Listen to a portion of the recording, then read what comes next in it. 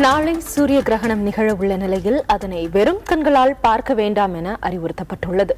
இதுகுறித்து பிர்லா கோளரங்க வானியல் விஞ்ஞானி சந்திர பெருமாளுடன் செய்தியாளர் கீர்த்தி விஜய் நடத்திய கலந்துரையாடலை இப்போது பார்க்கலாம்.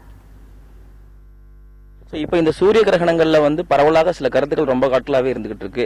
கர்ப்பிணி பெண்கள் வெளியில வரக்கூடாது, வயதானவர்கள் வெளியில வரக்கூடாது, அந்த நேரங்கள்ல உணவு இருந்தக்கூடாது, ஆகாரங்கள் எதையுமே எடுக்கக்கூடாது அப்படின்ற ஒரு விஷயங்கள்லாம் இருக்கு. மருத்துவ ரீதியா இந்த நேரங்கள்ல முக்கியமா இந்த மாதிரி இருக்கவங்களுக்கான என்ன மாதிரியான நடவடிக்கைகளை கடைபிடிக்கணும்?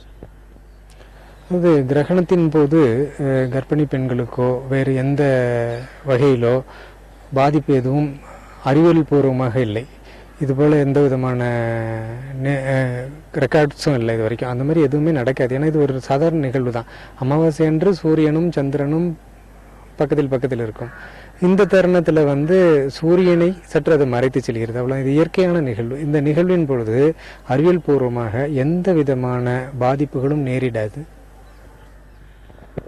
நாளை உலகளாவிய அளவில் முழு சூரிய கிரகணமும் தமிழகத்தில் பகுதி நேர சூரிய கிரகணமாகவும் வரப்போகிற அந்த சூரிய கிரகணம் நாளை காலை 6:20 தொடங்கி 6:48 முடிவு இருக்கிறது. வெறும் 28 மணி நேரமே இருக்கக்கூடிய இந்த சூரிய கிரகணம், 28 நிமிடங்கள் மட்டுமே இருக்கக்கூடிய இந்த சூரிய கிரகணம் எந்த வகையிலையும் பாதிப்பை ஏற்படுத்தாது என்றும் அவற்றிற்காக கர்ப்பிணி பெண்களோ வயதானவர்களோ குழந்தைகளோ எந்த வகையிலும் பயப்பட தேவையில்லை என்று அறிவியல் ரீதியாக அறிவித்திருக்கிறார்கள்.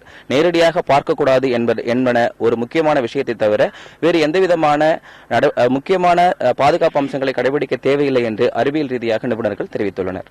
புதிய தலைமுறை செய்திகளுக்காக ஒளிப்பதிவாளர் தீபக்குடன் கீர்த்தி விஜய்.